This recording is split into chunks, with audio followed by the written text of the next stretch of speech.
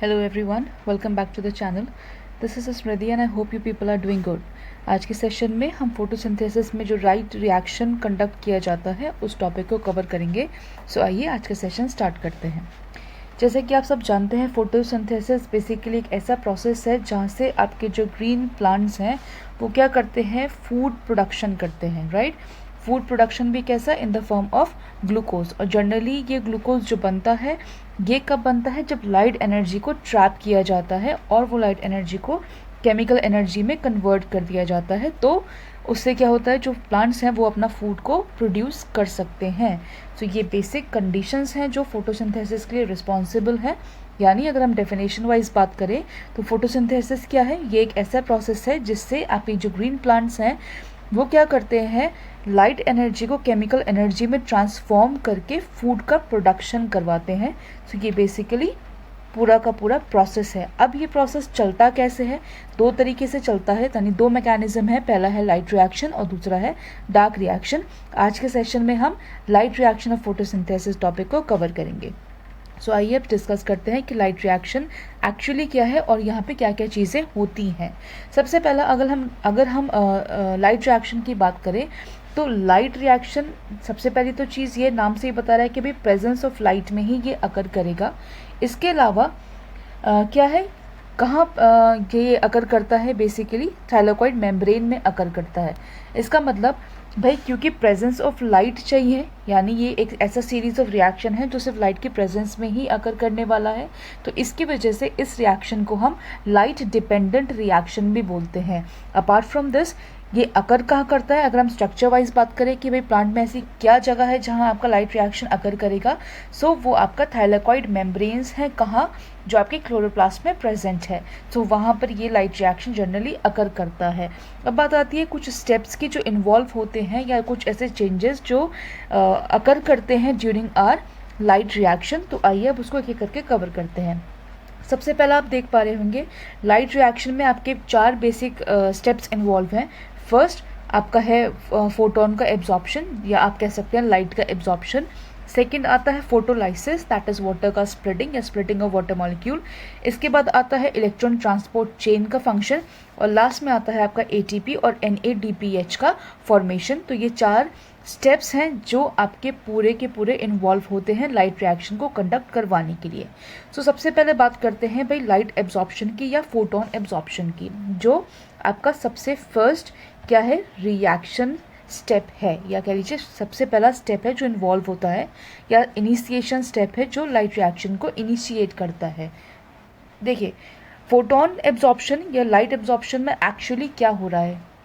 सबसे पहले तो आप इतना समझिए कि जो लाइट एब्जॉर्ब करी जाती है उसके लिए 2 फोटो सिस्टम्स इन्वॉल्व होते हैं.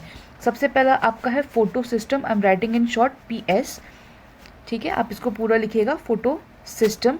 तो 2 फोटो सिस्टम्स यहाँ इन्वॉल्व है. पहला है फोटो सिस्टम 1 PS1 या दूसरा है आपका PS2. तो 2 फोटो सिस्टम इन्वॉल्व हैं फोटोन के एब्जॉर्प्शन के लिए. पहला है फोटो सिस्टम 1 एंड दूसरा है फोटो सिस्टम 2 यानी PS1 एंड PS2. अब देखिए क्या हो रहा है, जो आपका लाइट है यानी जो आपका फोटोन है वो कहाँ आएगा, वो आएगा सबसे पहले तो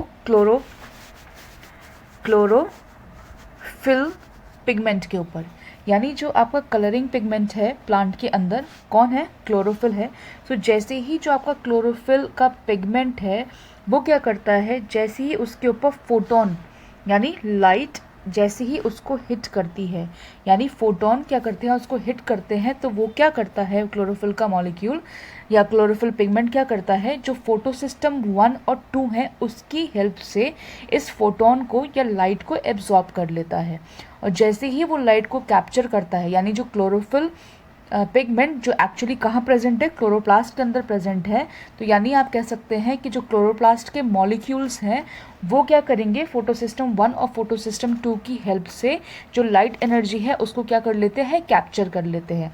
और जैसे ही ये लाइट एनर्जी यानी फोटॉन्स कैप्चर हो जाते हैं या एब्जॉर्ब कर लिए जाते हैं क्लोरोफिल के अंदर या क्लोरोप्लास्ट मॉलिक्यूल के अंदर, या आप कह सकते हैं क्लोरोफिल मॉलिक्यूल के अंदर, क्लोरोप्लास्ट तो आपका स्ट्रक्चर हो गया, क्लोरोफिल मॉलिक्यूल के अंदर जब ये एब्जॉर्ब हो जाते हैं, सो क्या होता है, आपका जो क्लोरोफिल मॉलिक्यूल के अंदर इलेक्ट्रॉन्स हैं वो हायर स्टेट पे एक्साइटेड हो जाते हैं। तो ये 2-3 चीज़ें आपको बहुत अच्छे से ध्यान रखनी है। सबसे पहला मैंने आपको बताया कि पहली चीज़ क्या हो रही है कि भाई आपका जो क्लोरोफिल का जो मॉलिक्यूल है वो क्या हो रहा है, उसके ऊपर कौन हिट कर रहा है भाई, फोटॉन्स आकर के इस तरीके से, यानी लाइट एनर्जी आकर के उस पर हिट कर रही है। और फोटॉन्स पे जब लाइट एनर्जी हिट कर रही है तो उसकी वजह से जो मॉलिक्यूल्स हैं क्लोरोफिल के, या जो आपका क्लोरोफिल पिगमेंट है उस पर जब लाइट क्या कर रही है, उसको हिट कर रही है या एब्जॉर्ब कर दी जा रही है, तो उसकी वजह से, इस लाइट के एब्जॉर्प्शन की वजह से क्या हो रहा है, जो क्लोरोफिल के मॉलिक्यूल हैं वो क्या होते हैं, एक्साइटेड हो जाते हैं। यानी जो इलेक्ट्रॉन्स प्रेजेंट हैं आपके क्लोरोफिल मॉलिक्यूल के अंदर, ये इलेक्ट्रॉन्स हायर स्टेट पे एक्साइटेड हो जाते हैं, यानी इनका जो एनर्जी का स्टेट है वो बढ़ जाता है। सो ये तो आपका हुआ पूरा का पूरा जो चीज़ें अकर कर रही हैं फोटोन के एब्जॉर्प्शन की वजह से। तो क्विकली मैं एक बार आपको फिर से इसकी ब्रीफिंग दे रही हूँ कि भाई फोटोन एब्जॉर्प्शन में होता क्या है। देखिए, फोटोन रिएक्शन या फोटोन एब्जॉर्प्शन जब स्टार्ट होता है, जैसे ही आपकी जो लाइट है वो क्लोरोफिल पिगमेंट पे एब्जॉर्ब कर दी जाती है with the help of 2 photo system, जो कि आपका फोटो सिस्टम 1 और फोटो सिस्टम 2 है। जैसे ही ये दोनों फोटो सिस्टम क्या करते हैं, लाइट को एब्जॉर्ब कर लेते हैं, तो क्या होता है, जो क्लोरोफिल के मॉलिक्यूल हैं वो लाइट को एब्जॉर्ब कर रहे हैं का क्या मतलब हो गया, वो कैप्चर कर रहे हैं क्या, लाइट एनर्जी को। और जैसे ही ये लाइट एनर्जी कैप्चर हो जाती है या एब्जॉर्ब हो जाती है, सो जो इलेक्ट्रॉन्स हैं आपके क्लोरोफिल मॉलिक्यूल के, वो एक हायर एनर्जी स्टेट में एक्साइटेड हो जाते हैं। सो इतनी चीज़ें तो आपकी फर्स्ट स्टेप में चल रही हैं, किसमें, आपके फोटोन एब्जॉर्प्शन या लाइट एब्जॉर्प्शन में। इसके बाद बात आती है स्प्लिटिंग ऑफ वाटर की, जिसको हम फोटोलाइसिस कहते हैं। देखिए, जब लाइट एब्जॉर्ब हो गई किसमें, आपके फोटोन में, और इलेक्ट्रॉन्स क्या हो गए, वो हायर एनर्जी लेवल पे या हायर एनर्जी स्टेट में वो एक्साइटेड हो जाते हैं, तो क्या होता है, अब यहाँ पे आपका जो PS2 है यानी फोटो सिस्टम 2 है वो आता है आपके फंक्शन करने के लिए।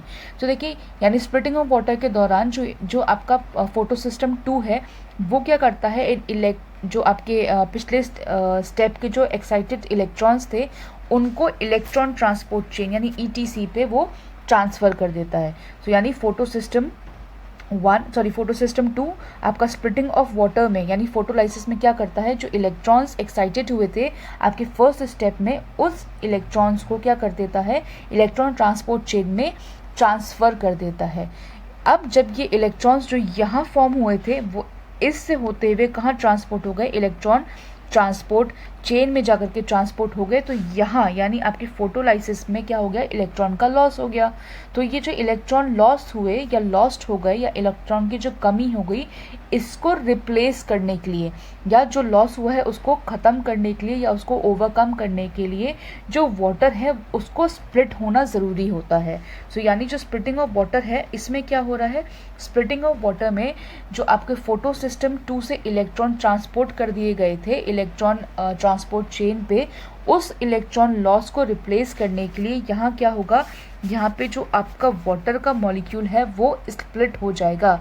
और स्प्लिट कैसे कैसे होएगा, ये स्प्लिट होगा आपको सबसे पहला तो ऑक्सीजन में, प्लस ये आपके फोटॉन्स रिलीज़ करेगा और इसके साथ साथ इलेक्ट्रॉन्स भी रिलीज़ करता है। तो ये 3 चीज़ में आपका वाटर का मॉलिक्यूल स्प्लिट हो जाता है। सबसे पहला ऑक्सीजन रिलीज़ होता है स्प्लिटिंग के दौरान, इसके अलावा जो आपके प्रोटॉन्स हैं वो आपके रिलीज़ होंगे और इसके साथ साथ इलेक्ट्रॉन्स भी रिलीज़ होते हैं। तो जो आपके लॉस हुए थे इलेक्ट्रॉन्स यहाँ लॉस हुए थे वो कहाँ आ गए, अब वो वापस से रीगेन हो गए या रिप्लेस हो गए, जितना भी लॉस था वो रिप्लेस कर दिया गया स्प्लिटिंग ऑफ वाटर के थ्रू।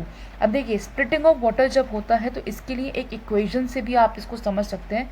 देखिए, स्प्लिटिंग के दौरान क्या होगा, लाइक फॉर एग्जांपल अगर हम कहें कि हमारे पास 2 मॉलिक्यूल्स हैं वाटर के, राइट। तो जैसे मैंने आपको पहले बताया, अगर एक मॉलिक्यूल था, देखिए वहाँ मैंने आपको पीछे क्या बताया था भाई, अगर सिंगल मॉलिक्यूल है वाटर का तो वो स्प्लिट कैसे कैसे हो रहा था, वो आपका एक तो ऑक्सीजन में स्प्लिट हो रहा था, प्लस वो किस चीज़ में स्प्लिट हो रहा था भाई, वो आपका हाइड्रोनियम आइंस बना रहा था, सॉरी आपके जो प्रोटॉन्स है वो रिलीज़ कर रहा था और इलेक्ट्रॉन्स रिलीज़ कर रहा था। अब इसी को अगर हम माने कि लाइक फॉर एग्जांपल अगर हमारे पास कितने वाटर के मॉलिक्यूल हैं, लाइक फॉर एग्जांपल हम कहें कि हमारे पास 2 मॉलिक्यूल्स ऑफ वाटर हैं, यानी if we have 2 molecules of water, तो ये किस तरीके से स्प्लिट करेंगे इक्वेशन वाइज अगर मैं आपको समझाऊँ तो सबसे पहला देखिए, अगर मैं इसको इस 2 और इसको मल्टीप्लाई कर दूँ तो 2 × 2 = 4, तो हमारे कितने प्रोटॉन्स हो गए भाई 4, तो प्रोटॉन्स रिलीज़ हुए।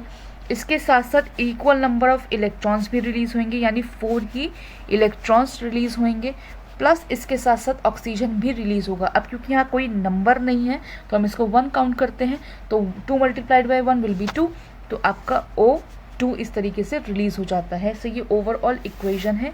एक बार और मैं आपको इसको ठीक से लिखकर यहाँ बता देती हूँ ताकि आपको उसको ठीक से समझने में थोड़ा और ईजी हो जाए। देखिए क्या हो रहा है, हमारे पास कितने वाटर के मॉलिक्यूल्स हैं भाई, 2 वाटर के मॉलिक्यूल्स थे। जब ये स्प्लिट हुए तो सबसे पहला तो 4 प्रोटॉन्स इन्होंने रिलीज़ किया, इसके साथ साथ आपके 4 ही इलेक्ट्रॉन्स रिलीज़ हुए और इसके साथ साथ O2 रिलीज़ हुआ। सो ये पूरा का पूरा जो स्प्लिटिंग है, राइट, जो वाटर का जो स्प्लिटिंग हुआ, इसको हम क्या बोलते हैं, इसको हम फोटोलाइसिस बोलते हैं। क्या बोलते हैं, फोटोलाइसिस। फोटो, देखिए फोटो का मतलब क्या हो गया, in the presence of light. Photo word कहाँ से आया, फोटोन से आया। फोटोन का मतलब क्या होता है, लाइट। तो फोटो का मतलब क्या हम काउंट कर सकते हैं भाई, हम कह सकते हैं फोटो का मतलब हो गया लाइट, और लाइसिस का मतलब होता है ब्रेकेज। तो ये क्या हुआ, लाइट की प्रेजेंस में ब्रेकेज हुआ, और ब्रेकेज या स्प्लिटिंग किसका हो रहा है, वाटर का हो रहा है। तो ये आपका क्या है, स्प्लिटिंग ऑफ वाटर है, यानी फोटोलाइसिस है। और फोटोलाइसिस में वाटर जब टूटता है तो आपका प्रोटॉन्स, इलेक्ट्रॉन्स एंड ऑक्सीजन को रिलीज करता है। इसके बाद वापस आ जाते हैं थर्ड स्टेप पे। तो थर्ड स्टेप कौन है आपका, electron transport chain.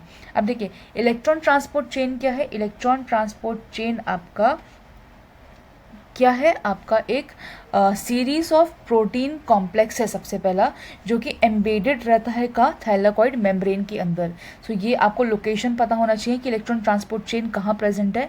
Electron transport chain आपका सबसे पहला तो ये सीरीज है, यानी एक नहीं है भाई, एक चेन जैसा है, एक सीरीज है किसका, प्रोटीन का, series of a protein complex है ये, ठीक है, एक सिंगल नहीं है, it is a complex series of a protein complex. और ये कहाँ प्रेजेंट है, ये आपका थैलाकॉइड मेम्ब्रेन के अंदर प्रेजेंट रहता है। अब बात करते हैं कि भाई क्या चीज़ें हैं जो इलेक्ट्रॉन ट्रांसपोर्ट चेन में अगर कर रही हैं। सबसे पहले तो देखिए मैंने आपको पहले भी बताया कि जो आपके वाटर मॉलिक्यूल जो स्प्लिट हो रहे थे, यहाँ वो फोटो सिस्टम 2 से इलेक्ट्रॉन ट्रांसपोर्ट चेन में ट्रांसफ़र कर दिए जा रहे थे, राइट। तो पहली चीज़ तो ये हुई कि जो एक्साइटेड इलेक्ट्रॉन जो थे वो, या हायर एनर्जी के जो इलेक्ट्रॉन्स थे, वो फोटो सिस्टम 2 क्या कर रहा था, उसको ETC में या इलेक्ट्रॉन ट्रांसपोर्ट चेन में मूव कर दे रहा था या ट्रांसफ़र कर दे रहा था। पहला चीज़ तो यही हो रहा था। अब देखिए जो ये हायर एनर्जी के इलेक्ट्रॉन्स यहाँ रिसीव हुए इलेक्ट्रॉन ट्रांसपोर्ट चेन में, तो इन इलेक्ट्रॉन्स की जो एनर्जी आ रही है, यानी जो हायर स्टेट की एनर्जी है, इलेक्ट्रॉन क्या हो गए थे, वो हायर स्टेट में आ गए थे जब उन्होंने क्या करा, लाइट एनर्जी को एब्जॉर्ब करा। सो ये जो एक्साइटेड स्टेट या हायर स्टेट है एनर्जी का, इलेक्ट्रॉन्स का, ये हायर स्टेट ऑफ एनर्जी अब क्या होगी, ये यूज़ करी जाएगी। सो ये यूज़ क्यों करी जाती है या कहाँ करी जाती है, तो जो इलेक्ट्रॉन्स की हायर स्टेट की एनर्जी है, इसको यूज़ किया जाता है टू पंप प्रोटॉन्स, ठीक है। तो यानी जो आपके फोटो सिस्टम 2 से हायर एनर्जी वाले जो इलेक्ट्रॉन्स थे या हायर एनर्जी स्टेट वाले जो इलेक्ट्रॉन्स थे, जो इलेक्ट्रॉन ट्रांसपोर्ट चेन पे ट्रांसफ़र कर दिए गए थे, उन्हीं इलेक्ट्रॉन्स की एनर्जी को यूज़ करके क्या करा जाता है, आपके जो प्रोटॉन्स हैं उनको पंप करा जाता है। प्लस पंप कहाँ से करा जाता है, स्ट्रोमा से थैलाकॉइड ल्यूमन तक इसको पंप किया जाता है। तो ये भी आपको याद रखना है कि पंपिंग जो हो रही है वो कहाँ से कहाँ हो रही है। तो पंपिंग हो रही है आपके कहाँ से, आपके स्ट्रोमा से कहाँ तक, थाइलाकॉइड तक, थाइलाकॉइड मेम्ब्रेन तक, या कह लीजिए नॉट मेम्ब्रेन, ल्यूमन जो है, यानी इनर साइड जो है आपके थाइलाकॉइड का। सो थाइलाकॉइड ल्यूमन में क्या हो रहा है, इसको पंप कर दिया जा रहा है। और जो ये पंपिंग हो रही है किसकी, आपके प्रोटॉन्स की, इस पंपिंग की वजह से प्रोटॉन ग्रेडियंट क्रिएट होता है। तो ये भी आपको याद रखना है कि भाई पंपिंग की वजह से क्या हो रहा है, इस पंपिंग की वजह से जो प्रोटॉन है उसका ग्रेडियंट क्या हो रहा है, फॉर्म हो रहा है या क्रिएट हो जा रहा है। तो ये चीज़ें चल रही हैं किसमें, इलेक्ट्रॉन ट्रांसपोर्ट चेन में कि भाई जो हायर स्टेट ऑफ एनर्जी थे इलेक्ट्रॉन्स की, उनको यूज़ कर दिया गया प्रोटॉन्स को पंप करने के लिए स्ट्रोमा से थैलेकॉइड ल्यूमेन के अंदर, जिसकी वजह से एक प्रोटॉन ग्रेडियंट क्रिएट हो गया। अब देखिए प्रोटॉन ग्रेडियंट क्रिएट हो गया, ठीक है फाइन। अब प्रोटॉन ग्रेडियंट जो क्रिएट हुआ है अब क्यों हुआ है और इसकी वजह से क्या चीज़ें अकर करने वाली हैं। सबसे पहला जो प्रोटॉन ग्रेडियंट क्रिएट हुआ उसकी वजह से सबसे पहली चीज़ जो होती है वो है आपका एटीपी का फॉर्मेशन। यानी वो क्या करता है, it drives for the synthesis of ATP. ठीक है, एटीपी का सिंथेसिस होता है और आपको मालूम होगा एटीपी सिंथेसाइज किससे होता है भाई, अगर आपके पास एडेनोसाइन डाइफॉस्फेट है प्लस इस पे अगर आप कोई भी एक इनऑर्गेनिक फॉस्फेट को ऐड कर दें तो ये क्या करता है, हमारा एटीपी बनाता है, यानी एडेनोसाइन ट्राइफॉस्फेट बनाता है। तो जो प्रोटॉन ग्रेडियंट क्रिएट हुआ इससे क्या होता है, it drives the synthesis of ATP, ADP and your inorganic phosphate. ये तीन चीज़ें बनने में ये सपोर्ट करता है। और किसकी वजह से, यहाँ भी आपको याद रखना है कि जो ये एटीपी बन रही है ये भी एक सर्टेन एंजाइम की वजह से बन रही है, तो आपको उस एंजाइम का नाम भी ध्यान रखना है। इस एंजाइम का नाम है एटीपी सिंथेज। ठीक है, आपको ये नाम याद रखना है कि भाई जो इलेक्ट्रॉन ट्रांसपोर्ट चेन में जो भी प्रोटॉन ग्रेडियंट क्रिएट हुआ जिसकी वजह से आपका एटीपी का फॉर्मेशन हो रहा है, वो फॉर्मेशन करने के लिए कौन एंजाइम रिस्पॉन्सिबल है, वो आपका एटीपी सिंथेज एंजाइम रिस्पॉन्सिबल है। तो ये बात हुई किसकी, आपके इलेक्ट्रॉन ट्रांसपोर्ट चेन की। अब इससे पहले हम लास्ट स्टेप में आए जो कि कौन सा है आपका एटीपी एंड एनएडीपी फॉर्मेशन का। उससे पहले एक और चीज़ मैं यहाँ आपके साथ शेयर करना चाहती हूँ। देखिए अभी तक हमने डिस्कस करा, मैंने आपको पहले रिएक्शन में बताया था जब हम फोटोन एब्जॉर्प्शन की बात कर रहे थे, वहाँ पे आपके दो फोटो सिस्टम्स इन्वॉल्व थे, PS1 एंड PS2, यानी photo system 1 and photo system 2। लेकिन अभी जब मैंने स्प्लिटिंग ऑफ वाटर की बात करी और मैंने इलेक्ट्रॉन ट्रांसपोर्ट चेन की बात करी तो यहाँ मैंने आपके साथ डील किया या आपके साथ डिस्कस किया सिर्फ फोटो सिस्टम 2। अब ऐसा तो है नहीं कि भाई फोटो सिस्टम 2 ही सिर्फ काम में आ रहा है लाइट रिएक्शन में, फोटो सिस्टम 1 भी तो कुछ ना कुछ कर ही रहा होगा। तो यहाँ अब मैं आपके साथ डिस्कस करूँगी कि फोटो सिस्टम 1 यहाँ किस तरीके से इन्वॉल्व होता है लाइट रिएक्शन में। देखिए सबसे पहला जो फोटो सिस्टम 1 है, फोटो सिस्टम 1 पे बेटा आपके जो इलेक्ट्रॉन्स हैं वो पहुंचते हैं। ठीक है, यानी जो इलेक्ट्रॉन्स हैं अब वो क्या करेंगे, वो आपके कहाँ पहुंचेंगे, वो पहुंचेंगे आपके किस में, फोटो सिस्टम 1 में, राइट। क्योंकि देखिए हायर एनर्जी के जो मॉलिक्यूल्स थे या सॉरी आपके जो हायर एनर्जी के इलेक्ट्रॉन्स थे उनको तो क्या कहते हैं, ग्रेडियंट बनाने के लिए, प्रोटॉन ग्रेडियंट क्रिएट करने के लिए यूज़ कर दिया गया था। लेकिन स्प्लिटिंग ऑफ वाटर में भी तो हमारे क्या बन रहे थे, इलेक्ट्रॉन्स बन रहे थे। और वो इलेक्ट्रॉन्स कैसे थे, एक्साइटेड स्टेट के तो इलेक्ट्रॉन्स थे नहीं, राइट। तो प्लस इसके साथ साथ क्या हो रहा था, वो कब होंगे एक्साइटेड, जब उनके पास लाइट का एब्जॉर्प्शन हो। लेकिन जब तक लाइट का एब्जॉर्प्शन नहीं है तब तक क्या होगा भाई, वो अपने एनर्जी स्टेट में तो मतलब नॉर्मल एनर्जी स्टेट में होंगे, हायर एनर्जी स्टेट में तो होंगे नहीं, राइट। तो यहाँ जो आपका फोटो सिस्टम 1 है, जब इस पे आपके इलेक्ट्रॉन्स पहुँचते हैं तो फोटो सिस्टम 1 क्या करता है, इन इलेक्ट्रॉन्स को क्या कर देता है, री एनर्जाइज करता है। यानी फोटो सिस्टम 1 क्या कर रहा है, इलेक्ट्रॉन्स को री एनर्जाइज कर रहा है, राइट। ये आपको याद रखना है कि जब इलेक्ट्रॉन्स कहाँ पहुँच रहे हैं, आपके फोटो सिस्टम 1 पे पहुँच रहे हैं, तो फोटो सिस्टम 1 क्या करेगा, इन इलेक्ट्रॉन्स को री एनर्जाइज करेगा with the help of another photon, right. जब ये फोटोन वापस आ गया तो ये क्या हो जाएंगे, वापस से कैसे आ जाएंगे, एक्साइटेड स्टेट में आ जाएंगे। यानी अब जब एक्साइटेड स्टेट में आ जाएंगे तो वापस से जो स्प्लिटिंग ऑफ वाटर मॉलिक्यूल है या ट्रांसपोर्ट है, इलेक्ट्रॉन ट्रांसपोर्ट चेन पे इनका, ये सब वापस से होने लगेगा। यानी जो फोटो सिस्टम 1 है उसका काम क्या है, उसका काम ये है कि भाई जो इलेक्ट्रॉन्स उस पर पहुँच रहे हैं वो उनको किसी और फोटोन से री एनर्जाइज कर दे और उसको वापस से ट्रांसपोर्ट कर दिया जाए। इसके अलावा एक और चीज़ यहाँ आकर करती है आपके फोटो सिस्टम 1 में कि भाई वो री एनर्जाइज तो कर ही रहा है किसको, आपके इलेक्ट्रॉन्स को। अलॉन्ग विद दैट वो क्या कर रहा है, वो इन्हीं इलेक्ट्रॉन्स को क्या कर रहा है, फर्दर ट्रांसफ़र भी करवा रहा है। ट्रांसफ़र करा रहा है कहाँ भाई, ट्रांसफ़र करा रहा है आपके NADP पे। और इसके साथ साथ वो क्या कर रहा है, आपके फोटोन्स को भी ट्रांसपोर्ट कर रहा है। देखिए क्या हो रहा है, यहाँ पे मैं आपको वापस इक्वेशन वाइज समझा दे रही हूँ कि देखिए यहाँ क्या हो रहा है, आपके कौन कौन इन्वॉल्व है भाई? मैंने आपको बोला यहाँ हम किसकी बात कर रहे हैं, हम फोटो सिस्टम 1 की बात कर रहे हैं। फोटो सिस्टम 1 सबसे पहले तो री एनर्जाइज तो कर ही दे रहा है इलेक्ट्रॉन्स को, लेकिन इसके साथ साथ क्या कर रहा है, उनको ट्रांसफ़र भी करा रहा है। ट्रांसफ़र करने पे क्या होता है, जो आपका NADP+ है, इसमें वो क्या कर रहा है, आपके प्रोटॉन्स को भी क्या कर रहा है, ट्रांसफ़र कर रहा है। और जब वो प्रोटॉन्स को ट्रांसफ़र कर रहा है तो as a result of the reaction आपका जो NADP है ये एक और हायर स्टेट में कन्वर्ट हो जाता है, यानी आपका NADPH में ये कन्वर्ट हो जाता है। यानी आपका PS1 क्या करता है, it leads to the formation of NADPH। क्यों भाई, NADP+ पे कौन ऐड हो गया, आपका प्रोटॉन जाकर के ऐड हो गया, और इसने क्या करा, NADPH में NADP को इसने कन्वर्ट कर दिया। तो ये आपका फंक्शन कौन करवा रहा है, आपका PS1 या फोटो सिस्टम 1 करवा रहा है। इसके बाद बात आती है लास्ट स्टेप की, जो कि क्या है, आपका ATP और NADPH फॉर्मेशन। तो ये मैंने ऑलरेडी आपके साथ डिस्कस कर लिया कि भाई फोटो सिस्टम 1 क्या कर रहा है, NADPH का फॉर्मेशन कर रहा है, और जो आपका ATP था वो ऑलरेडी इलेक्ट्रॉन ट्रांसपोर्ट चेन में बन चुका। अब जो ये दो प्रोडक्ट्स बन रहे हैं आपके NADP और NADPH, अब इनका देखिए क्या काम है। आपका सबसे पहला जो दो प्रोडक्ट्स बन रहे हैं आपके ATP और NADPH, ये इसकी फॉर्मेशन का एक्चुअल में क्या काम है, अब उसको डिस्कस करते हैं। देखिए, जो ATP प्रोड्यूस हुआ ये तो as a source of energy use कर दिया जाएगा कहाँ, कैल्विन साइकिल के अंदर, राइट। यानी जो आपका कौन है, जो आपका ATP है, इसको तो यूज़ कर दिया जाएगा, यानी ये एज अ सोर्स, भाई एनर्जी तो है, सोर्स ऑफ एनर्जी, करेंसी है ये सेल की, तो सोर्स तो है ही एनर्जी का।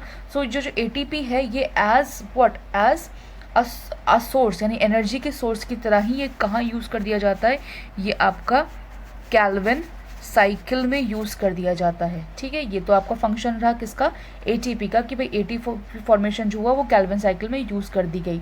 लेकिन जो आपका NADPH है, NADPH का जो फॉर्मेशन हुआ ये क्या करता है, इलेक्ट्रॉन्स प्रोवाइड करता है, राइट।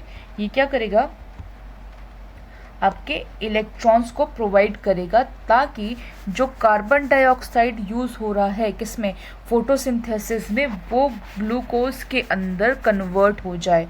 और ये भी सारा काम कहाँ हो रहा है, ये आपका जब ही हो रहा है जब कैल्विन साइकिल इज़ फंक्शनिंग, यानी जब कैल्विन साइकिल काम कर रही है उसी दौरान, यानी ड्यूरिंग कैल्विन साइकिल ही ये सारा काम होगा।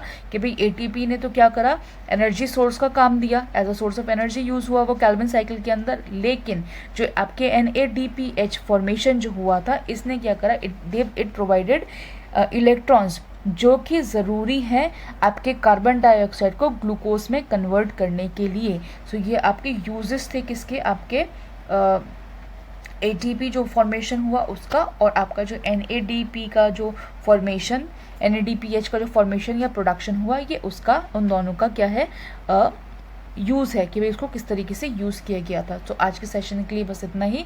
आई होप आज का सेशन आपको पसंद आया। मिलते हैं अगले सेशन के साथ। Till then take care.